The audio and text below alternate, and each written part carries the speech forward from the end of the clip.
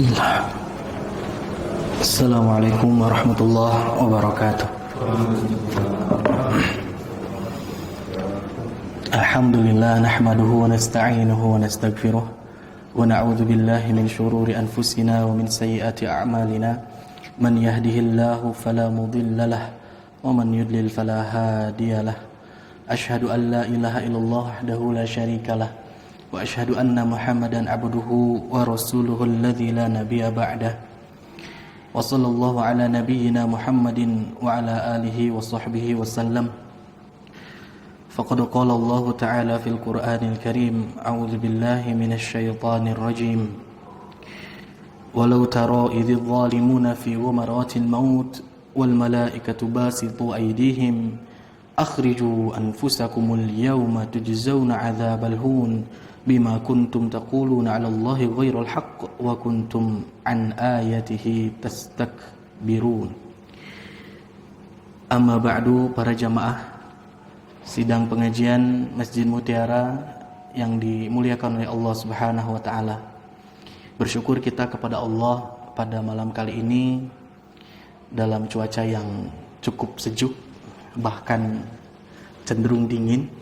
Alhamdulillah kita mampu untuk menunaikan salah satu ibadah yang Allah tuntut kepada kita, yaitu sholat maghrib. Dan Alhamdulillah kita telah menunaikannya dengan berjamaah. Mudah-mudahan sholat kita, sujud kita, saum kita, ibadah kita seluruhnya diterima oleh Allah dan jadikan amalan sholihan mutaqabbalah. Amin ya Allah ya Rabbal Alamin. Bapak-bapak sekalian, sebelum kita mulai kajian kita mengenai kajian tauhid, karena sekarang hari Jumat, saya pernah mendengar salah satu cerita dari ustadz saya dulu ketika di pondok. Ada seseorang lelaki yang sedang memiliki motivasi dan juga semangat yang tinggi, spiritnya luar biasa dalam menjalankan agama, terutama dalam mempelajari ilmu, khususnya ilmu agama. Pada satu ketika beliau mendapatkan sesuatu yang baru, pastilah beliau itu akan terbentik untuk mendalaminya. Ada suatu hal yang belum dapat dari orang, tentang A, tentang B, tentang C, apapun itu selalu dia gali. Hingga pada satu saat dia berkunjung kepada salah satu daerah yang konon katanya banyak orang yang berkata bahwasanya daerah tersebut itu ada praktik yang dilakukan oleh masyarakatnya, khususnya dalam ibadah sholat Jumat, ada yang menyimpang dan ada yang tidak sesuai dengan hal yang lumrah, hal yang sebagaimana biasanya yang dilakukan seperti ibadah Jumat pada mestinya. Hingga akhirnya beliau itu, seorang laki-laki ini, dia semangat untuk mencari tahu di mana masjidnya, siapa jamaahnya, apa yang menjadi titik kesalahan dan juga titik penyimpangannya. Hingga akhirnya banyak orang yang mengatakan itu masjid anu. Dia mendapatkan berita seperti itu hingga jam 11 beliau masuk ke masjid tersebut dan belum ada satu orang pun yang masuk. Nah, saking terlalu semangatnya, jam 11 sudah duduk di shaf pertama. Beliau melakukan sholat intidhar, membaca Al-Quran, melakukan ibadah-ibadah zikir, hingga akhirnya jam setengah 12 mulai banyak jamaah yang masuk. Beliau lihat kanan kiri, kok biasa saja, nggak ada yang aneh. Hingga akhirnya beliau berpikir, mungkin saya harus di belakang biar kelihatan semuanya, orang-orang apa sih yang dilakukannya, biar ketahuan apa penyimpangannya. Hingga akhirnya dia pergi ke tempat sudut masjid, kalau istilah nama di pojokan, sambil nyarande melihat sesuatu yang terjadi di dalam masjid tersebut. Bukan keiman ya ini Pak. Sambil nyarande lihat, saking karena terlalu semangat dari jam 11 beliau masuk, jam 12 kurang seperempat beliau lelah, suntuk, ngantuk, ketiduran, plus. Hingga tahu-tahu dibangunkan oleh jamaah yang lain, ayo sholat. Dia langsung berdiri sholat. Dia langsung merasa, wah ini yang gak betulnya. Masa Jumatan gak ada khutbah? Masa Jumatan gak ada orang yang maju sebagai khotib, masa tidak ada sholat-sholat yang lain? Atau qobla zuhur, qobla Jumat seperti biasanya, ini langsung sholat. Wah, ini yang menjadi penyimpangannya. Hingga setelah sholat beliau melaksanakan itu, dia akhirnya mufaroqah, keluar dari barisan dan juga mengadakan sholat zuhur seperti biasanya. Hingga akhirnya pulang ke daerahnya mengatakan, oh di Masjid Anu seperti ini, seperti ini, seperti ini, seperti ini. Menyimpang, nggak ada khutibnya, nggak ada khutbahnya, cuman ada sholat saja. Para jamaah sekalian, Ustadz saya mengatakan bahwasanya itulah yang kadang-kadang terjadi di kalangan kaum muslimin. Kebanyakan mereka mendengar satu isu, satu permasalahan yang kadangkala itu menjadi sesuatu yang asing bagi mereka dan dianggap sesuatu yang salah, menyimpang, padahal belum terlalu tahu, belum terlalu mendalami terhadap satu permasalahan tersebut, sehingga mengambil satu putusan, mengambil satu pandangan bahwasanya itu adalah salah. Salah satunya seperti itu, walaupun itu mah heureunya hanya sebagai ilustrasi semata, namun memang itu yang seringkali terjadi. Belum apa-apa sudah dianggap salah, belum apa-apa sudah dianggap sesat, belum apa-apa sudah dianggap menyimpang. Nah, harusnya kita selaku muslim harus tabayyun, dalam arti cross check, dalami apa yang terjadi. Agar apa? Agar tidak ada sesuatu ketidak sinkronan antara kaum muslimin. Dan kita masuk ke pembahasan yang banyak pula orang-orang ini tidak memahami betul mengenai permasalahan kita saat ini. Kajian tauhid kita pada malam ini yaitu mengimani terhadap nikmat dan juga azab kubur, termasuk fitnah kubur yang ada di dalamnya. Persoalan mengenai keimanan terhadap azab kubur ini banyak dipertentangkan jamaah sekalian. Khususnya bagi mereka yang hanya mengandalkan akal mereka. Sehingga ada bahasa dan ucapan, bagaimana mungkin adanya azab? Padahal orang-orang yang meninggal dan masuk ke dalam kubur, mereka itu belum dihisab, belum sampai diperhitungkan, belum sampai di mizan, dilihat dan di-cross-check mengenai amal perbuatan mereka. Mana mungkin sebelum adanya hisab sudah dihukum duluan. Di mana-mana juga kalau misalkan hukum dunia saja kalau kita pikir, yang namanya masuk sel itu setelah proses penyidikan itu didalami dengan benar, hingga akhirnya berikan vonis itu harus dilewati terlebih dahulu. Mana mungkin orang bisa masuk penjara kalau misalkan tidak ada bukti, tidak ada proses untuk keadilannya. Begitupun di hadapan Allah Subhanahu wa taala. Nah, ini adalah sesuatu hal yang ucapan ini seakan-akan benar namun keliru. Karena apa? Kita tidak bisa mempersamakan antara proses hukum dunia dan juga akhirat. Yang memiliki dan juga membuat keputusan dan hukum itu adalah Allah Subhanahu wa taala. Dan dikabarkan mengenai rinciannya oleh Rasul sallallahu alaihi wasallam. Maka dari itu ketika ada sesuatu hal, kata Rasul mengatakan A, tidak percaya hingga muncul statement B, itu yang menjadi permasalahannya. Bahkan Allah Subhanahu wa taala menyatakan, atu'allimuna Allah bidinikum. Allah Subhanahu wa taala bertanya kepada orang yang banyak maunya, yang banyak mempertanyakan sesuatu mengenai keadilan Allah, mengenai risalah, mengenai syariat yang Allah telah buat.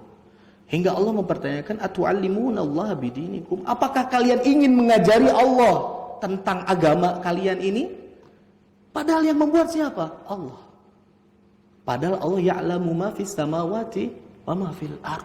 Allah itu mengetahui segala apa yang di langit dan di bumi. Ini adalah sentilan bagi kita yang seakan-akan kita merasa takjub dengan akal kita, sehingga kita memangkas wahyu dengan akal kita.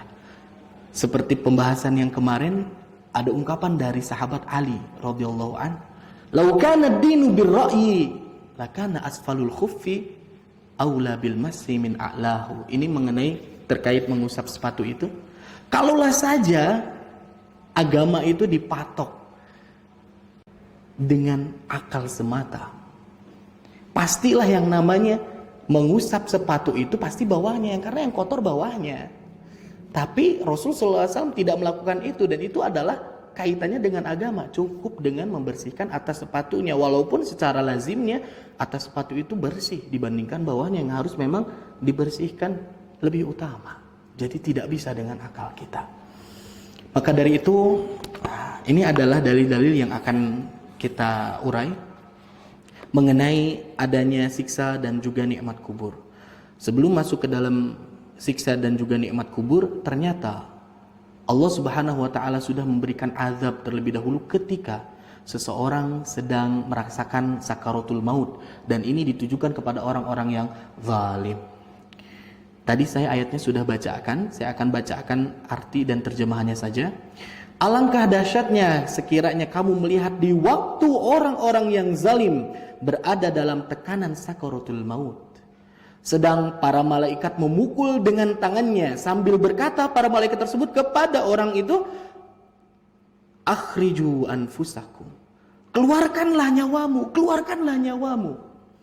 Di hari ini kamu dibalas dengan siksa yang sangat menghinakan, karena kamu selalu mengatakan terhadap Allah dengan perkataan yang tidak benar, dan karena kamu selalu menyombongkan diri terhadap ayat-ayatnya. Ini adalah dalil yang pertama bahwasanya azab itu bukan hanya setelah hisab. Ketika sakaratul maut pun itu adalah momen di mana orang bisa diazab, khususnya orang-orang yang zalim. Bahkan di surat Ghafir ayat 46, ini memang ada kekhususan bahwasanya azab ini ditimpakan kepada Fir'aun dan juga bala tentara dan juga keluarganya. Di ayat ke-46 surat Ghafir ini, a'udzubillahi minasyaitonirrajim, an-naru yu'raduna 'alaiha ghuduwwan wa 'ashiyya. Kepada mereka dinampakkan neraka pada pagi dan petang.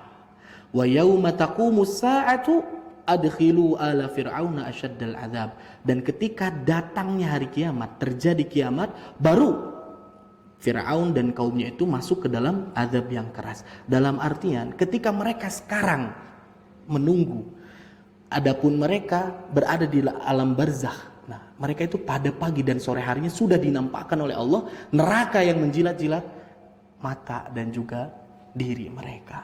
Dan ini adalah sesuatu yang Allah nyatakan dalam Al-Quran, tidak mungkin tidak. Ada yang menyatakan bahwasannya di alam kubur itu, di alam barzakh itu, seseorang itu hanya dibaringkan, tidur, diam. Tidak ada hal yang terjadi di sana. Ini buktinya. Allah Subhanahu wa taala menyatakan seperti itu. Dan juga ada lagi sikap malaikat maut terhadap orang-orang kafir. Ketika sama mereka dicabut nyawanya oleh Allah Subhanahu wa taala, walau tara idz yatawaffal ladzina kafaru. Kalaulah saja kamu melihat ketika dicabutnya, diwafatkannya orang-orang kafir, al malaikatu yadribuna wujuhahum wa adbarahum. Para malaikat ini memukul wajah-wajah mereka, wa adbarahum, dan juga memukul bagian belakang dari tubuh mereka. Wadzuqu adzabal hariq, dan rasakanlah siksa neraka yang membakar. Ini ketika dicabut nyawanya, belum masuk ke dalam alam barzakh. Dzalika bima qaddamat aydikum wa annallaha laisa bidzallamin lil 'abid. Demikian itulah disebabkan oleh perbuatan tanganmu sendiri. Sungguhnya Allah sekali-kali tidak menganiaya hambanya. Nah, jadi itu adalah beberapa dalil ayat-ayat Al-Quran mengenai adanya gambaran bahwasannya azab itu didatangkan bukan hanya ketika seseorang itu telah dihisab. Bahkan yang lebih spesifik lagi ada di dalam surat As-Sajdah. Potongan ayatnya, wala nudhiqannahum minal adzabil adna, dan kami berikan kepada mereka, timpakan dan rasakan kepada mereka minal adzabil adna, dari azab adna itu yang dekat, dunal azabil akbar, sebelum nanti mereka merasakan azab yang besar. Nah, di sini ada yang menafsirkan, para ulama, Ibnu Abbas menafsirkan bahwasanya azabil adna itu adalah azab seperti seseorang kafir, orang yang zalim terbunuh dalam peperangan, tertancap dan tertusuk oleh tombak, terkena sabetan pedang, sehingga mereka merasakan azab di dunia karena mereka menentang terhadap agama Islam, sehingga dalam peperangan Allah wafatkan mereka dengan sesuatu yang menghinakan. Itu yang pertama. Adapun Imam Mujahid dan juga beberapa imam yang lain, mufassir menyatakan azabul adna di sini adalah azab kubur. Jadi sebelum seseorang itu mendapatkan azab yang sesungguhnya nanti, ketika mereka mendapatkan hukuman di neraka, mereka pun akan diberikan azab di dalam kuburannya. Itu adalah dalil yang lebih spesifik mengenai azab kubur. Adapun hadisnya, ini hadisnya cukup panjang, saya akan bacakan dan uraikan. An Anasin radhiyallahu an. Hadis ini diterima oleh sahabat Anas radhiyallahu an, anin Nabi sallallahu alaihi wasallam, bahwasanya ini dari Nabi sallallahu alaihi wasallam qol, Nabi sallallahu alaihi wasallam bersabda, al-abdu idza wudi'a fi qabrihi. Ketika seseorang apabila telah diletakkan di dalam kuburnya, wa tawalla wa dhahaba ashabuh, dan sahabat-sahabat yang mengiringinya, anak-anaknya, keluarganya, orang-orang terdekatnya, pasangan hidupnya mulai meninggalkan dan pergi dari seorang hamba ini ketika dimasukkan dalam kubur, hatta innahu la yasma'u qur'ani alihim, sehingga mereka masih seakan-akan mendengar mengenai jejak langkah kaki orang-orang yang meninggalkan tersebut. Pada saat itu atahu malakani, datanglah kepada seorang hamba tersebut dua malaikat. Faq'adahu fayaqulani lahu, maka dia duduk di hadapannya dan juga bertanya terhadap orang tersebut, menanya-nanya dua malaikat tersebut terhadap orang itu, ma kunta taqulu fi hadzal rajul, apa yang akan kamu katakan mengenai orang ini? Yang dimaksud orang ini adalah ditampakannya Nabi Muhammad SAW. Fayaqul, maka seorang hamba ini menjawab, asyhadu annahu abdullah, aku bersaksi dan meyakini bahwasanya dia adalah abdullah, adalah hamba Allah, wa rasuluh, dan juga utusannya. Fayuqalu, dan malaikat ini mengatakan kepada seorang hamba tersebut, undur ila maq'adika minan nar, lihatlah oleh engkau mengenai tempat yang akan kau duduki di neraka. Abdalakallahu bihi maq'adan minal jannah, namun Allah gantikan tempat duduk itu dengan tempat duduk yang ada di surga. Di situ dinampakkan kedua-duanya, dinampakkan. Di sini dinyatakan faqala Nabi sallallahu alaihi wasallam, bahkan Nabi menegaskan fayarahu majami'an, dua tempat itu dinampakkan kepada seorang hamba ini. Wa ammal kafiru wal munafiq, adapun orang-orang kafir dan munafik, ketika ditanya dengan pertanyaan yang sama, fayaqul, mereka menjawab, la adri, aku enggak tahu, saya tidak tahu. Kuntu aqulu ma yaqulun nas, aku hanya mengucapkan kata-kata yang dikatakan oleh banyak manusia saja. Aku hanya ikut-ikutan manusia saja. Aku enggak tahu orang ini siapa. Fayuqal, maka dikatakan kepada orang kafir dan munafik tersebut, la daraita wa la talaita, kamu enggak tahu dan kamu tidak mengikuti terhadapnya. Thumma yudrabu bimitraqatin min hadidin, kemudian malaikat tersebut memukul kepada orang tadi, munafik dan kafir tadi, bimitraqatin min hadid, dengan martil, dengan palu yang besar terbuat dari hadid, dari besi. Dorbatan baina udhunaihi, pukulan yang keras, satu kali pukulan, baina udhunaihi, dipukulnya antara dua telinga. Ini ditafsirkan itu di atas kepalanya, dan ditafsirkan juga di tengah mukanya. Na'udzubillah min dzalik. Fayasihu sayhatan yasma'uha man yalihi illa tsaqalaini, dan suara tangisan, rengekan, suara ini terdengar oleh setiap seseorang yang ada di sampingnya, illa tsaqalaini, melainkan ats-tsaqalain itu melainkan manusia dan jin, an-nas wal jin. Jadi sesekali binatang itu bisa mendengar teriakan orang-orang yang sedang disiksa di dalam kubur, melainkan kita selaku manusia ataupun jin. Di dalam hadis yang lain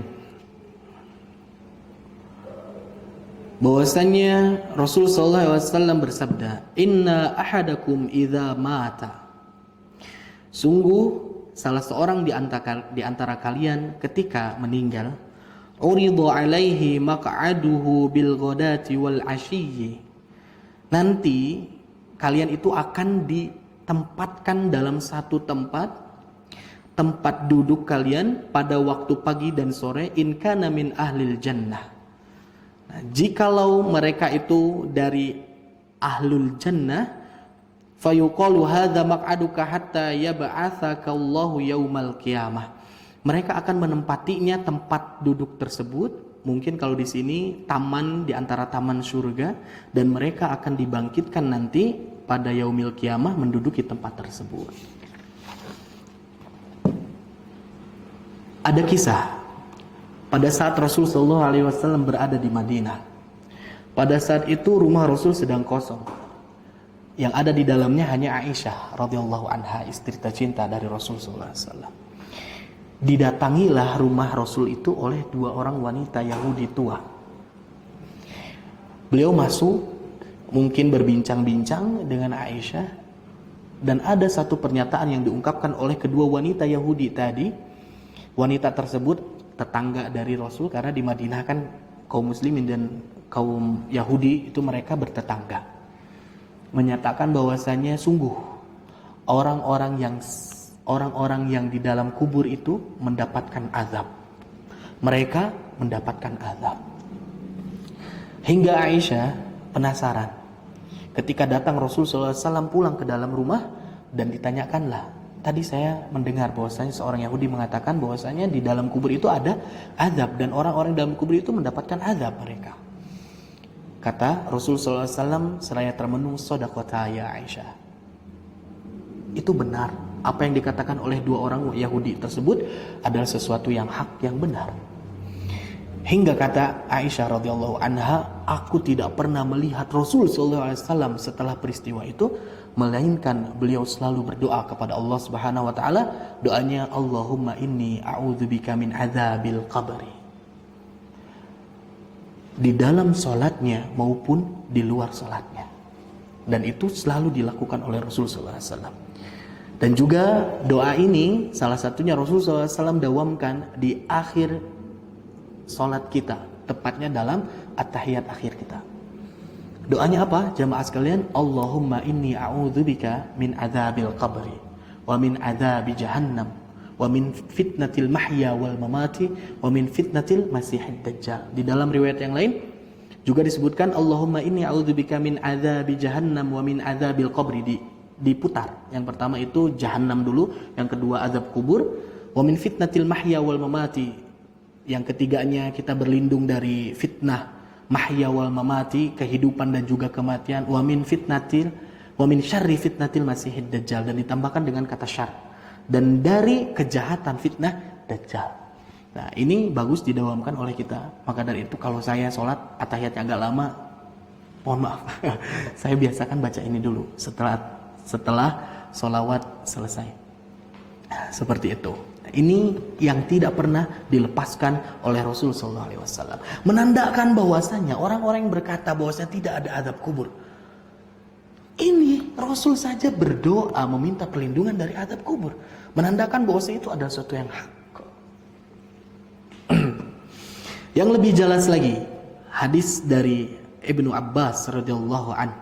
Sahabat Rasul Ibnu Abbas, mudah-mudahan Allah meridhai terhadapnya. Marran nabiyyu ala qabraini faqala innahuma la yu'adziban. Rasul dengan para sahabatnya melewati qabrain, dua kubur. Faqala, maka Rasul mengatakan, innahuma la yu'adziban.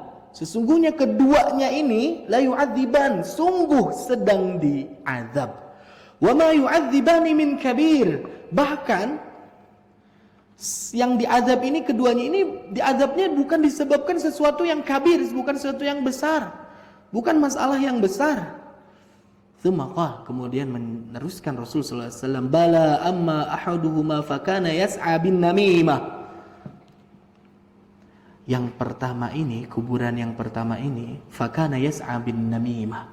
Dia itu ketika dan semasa hidupnya sering bertindak sebagai orang yang mengadu-ngadukan seseorang. Kalau misalkan kita mah pengadu domba, an-namimah.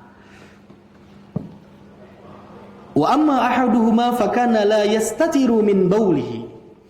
Adapun yang satunya lagi, ini kuburan yang satu lagi, la yastatiru min baulihi, adalah orang yang semasa buang hajat pipisnya itu tidak tertutup dengan rimpen apik. Dan juga di dalam periwayatan yang lain, la tunazzihu min baulihi, yaitu adalah orang yang tidak benar-benar menyelamatkan pakaian dan tubuhnya dari najis. Pipisnya kamanawai uprat-apret. Ini adalah sesuatu yang qalil, sesuatu yang kecil, bukan sesuatu yang besar. Dan ini adalah salah satu yang mengakibatkan azab kubur. Qala thumma akhadha 'udan ratban fakassarahu bithnataini. Kemudian Rasul SAW setelah mengatakan hal tersebut, mengambil pelepah kurma yang masih segar. Fakassarahu bithnataini, kemudian Rasul membelahnya menjadi dua. Thumma gharaza kulla wahidin minhuma ala qabrin, kemudian Rasul menancapkannya di atas dua kuburan tersebut. Dan Rasul SAW mengatakan, la'allahu yukhaffafu anhuma ma lam yaybasa. Mudah-mudahan saja dengan ditancapkannya pelepah tersebut akan meringankan terhadap beban azab selama pelepahnya masih segar sebelum mengering. Rawahul Bukhari, ini hadis yang diriwayatkan oleh Imam Bukhari. Dan di dalam hadis yang selanjutnya, An Abi Sa'id Al-Khudri radhiyallahu an, hadis yang diterima oleh Abu Sa'id Al-Khudri, mudah-mudahan Allah meridhai terhadapnya, yaqul, beliau sahabat ini menyatakan, qala Rasul sallallahu alaihi wasallam, Rasul pernah bersabda, idza wudi'atil janazatu fahtamalaha ar-rijalu ala a'naqihim, ketika jenazah mulai disimpan, diletakkan dan diangkat, fahtalaha ar-rijalu, orang-orang, seorang laki-laki, ala a'naqihim, di atas unuk, di atas apa namanya ini ya, pundak mereka. Fa in kanat salihatan, kalaulah si mayitnya itu yang meninggal orang yang saleh, qalat, dia berucap, menyatakan, qaddimuni, percepatlah. Enggal. Wa in kanat ghairu salihah, namun kebalikannya, ketika seorang mayit ini tidak salihah, tidak baik, qalat, maka dia berkata, ya wailaha aina yadhhabuna biha, aduh celaka nih, kemana kamu akan bawa saya? Mereka akan bawa saya kemana? Mereka ketakutan. Yasma'u sautaha kullu syai'in illal insan, seluruh yang ada di sekitarnya itu dapat mendengar rengekan orang tersebut, illal insan, kecuali manusia. Walau sami'al insanu la sa'iku, dan Rasul SAW menegaskan, kalaulah saja orang itu dapat mendengar teriakan tersebut, la sa'iku, pasti langsung pingsan. Rawahul Bukhari, dan hadis ini diriwayatkan oleh Imam Bukhari. Ada hadis yang lebih spesifik mengenai kehati-hatian kita dalam membuang hajat, khususnya dalam BAK, pipis. An Abi Hurairah radhiyallahu anhu qala Rasulullah sallallahu alaihi wasallam, istanzihu minal baul. Kata Rasul sallallahu alaihi wasallam, hati-hati kalian, kadek dari air kencing. Fa inna amata adzabil qabri minhu, karena kebanyakan keumuman dari datangnya azab kubur itu dari masalah kencing. Rawahu Daruqutni, hadis ini diriwayatkan oleh Imam Daruqutni. Para jamaah sekalian, itu adalah dalil-dalil pijakan-pijakan yang sharih, yang sahih, yang jelas maupun sahih, yang kuat dari Nabi dan juga Allah Subhanahu wa taala, yang terhimpun dalam Al-Qur'an dan Sunnah, yang kita harus mengimaninya. Tidak ada lagi alasan bagi seorang muslim untuk untuk mengingkari terhadap mengimani adanya fitnah kubur, azab kubur, dan juga nikmat kubur. Seluruhnya pasti akan kita lewati, seluruhnya pasti akan kita alami. Maka dari itu banyak-banyak meminta perlindungan terhadap azab kubur ini. Dan para jamaah sekalian, nah saya akan tuliskan mengenai jenis-jenis siksa kubur. Karena ada juga yang mengatakan bahwasanya memang siksa kubur ada, cuman siksa kubur itu sebatas salah satu ungkapan dari penyesalan seorang ketika mereka tidak bisa benar-benar memanfaatkan waktu yang Allah berikan ketika mereka hidup di dunia untuk beramal saleh. Memang itu dalilnya ada. Cuman memang di dalam kubur itu bukan hanya penyesalan yang namanya azab kubur itu, namun benar-benar adanya azab secara hakiki. Apa saja jenis-jenis siksa kubur? Yang pertama,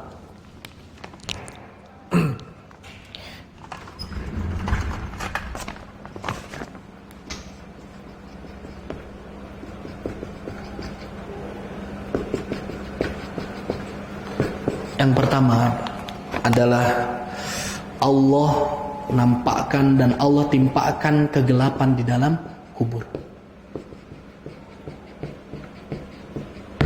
Yang pertama, Allah akan jadikan kubur seorang itu menjadi gelap dan menyeramkan.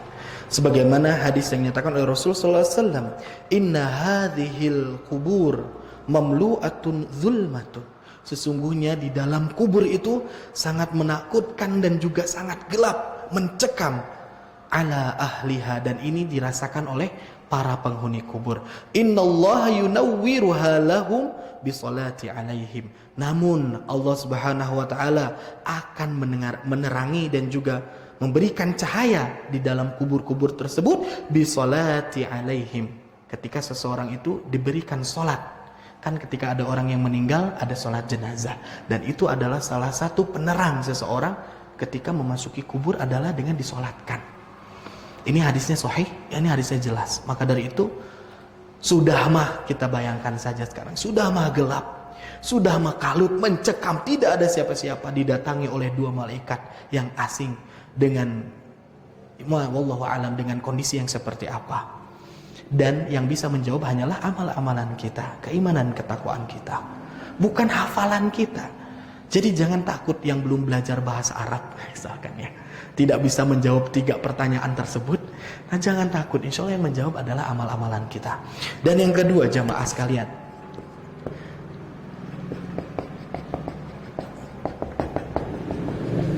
dihimpitkan kuburnya. Jadi di dalam kubur itu ada himpitan, ada sesuatu yang menghimpit, selain itu membuat diri kita sesak di dalam kubur. Dan itu pasti dirasakan oleh setiap mayit, setiap yang meninggal merasakan itu. Bahkan Rasul sallallahu alaihi wasallam menyatakan, inna lil qabri dhaghtah.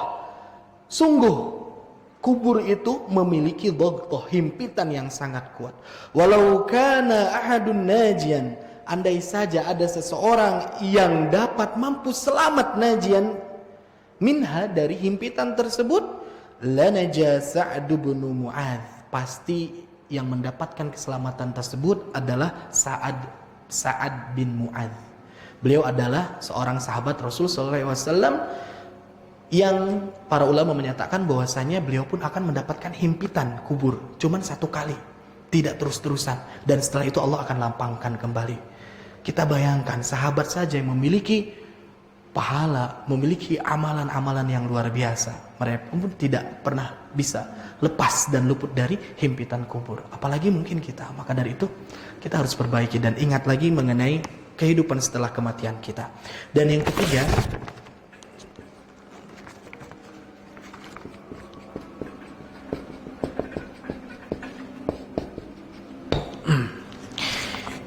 dibelitnya seseorang dengan ular yang berbisa.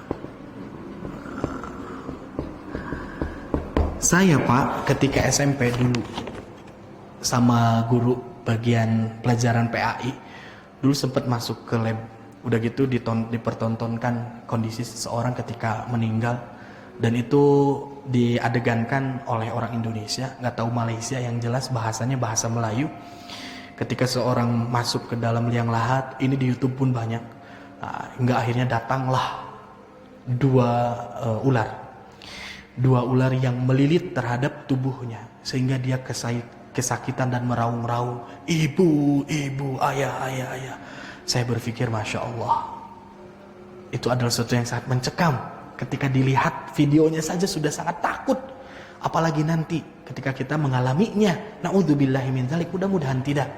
Namun memang ini adalah apa yang digambarkan dan disabdakan oleh Rasul SAW, dan dinilai hadisnya itu hasan. Dan ini masih bisa dipakai, yursalu alal kafir. Namun ini ada kekhususan bagi orang-orang kafir. Mereka itu akan dikirimkan kepada orang-orang kafir itu dua ular yang berbisa, wahidatun min qibali ra'sihi. Satu ular tersebut akan melilit dari arah kepalanya, wa ukhra min qibali rijlaihi, dan satunya lagi akan melilitnya dari kakinya, dari arah kakinya. Taqridanihi, dua-duanya terus mematuk dan juga menggigit, qordon, dengan gigitan yang kuat, kullaha faragata, dan selalu melakukan hal itu. Ketika selesai gigit lagi, ketika selesai gigit lagi, adata, dan terus berulang-ulang ila yaumil qiyamah, sampai datangnya hari kiamat ketika mereka dibangkitkan. Na'udzubillahi min dzalik. Jadi adanya belitan dari ular ini adalah di antara hadis-hadis yang sahih, yang sharih mengenai jenis secara langsung mengenai azab-azab kubur yang akan diterima oleh seorang yang zalim dan mengingkari terhadap Allah Subhanahu wa taala. Dan selanjutnya ada juga seperti yang saya nyatakan sebelumnya, ada juga yang ditimpa dengan martil, itu pun sahih, dan juga khusus bagi orang-orang yang mengikuti Fir'aun dan juga Fir'aun bala tentaranya seluruhnya, itu mah akan dinampakkan di api di pagi hari dan juga sore harinya. Maka dari itu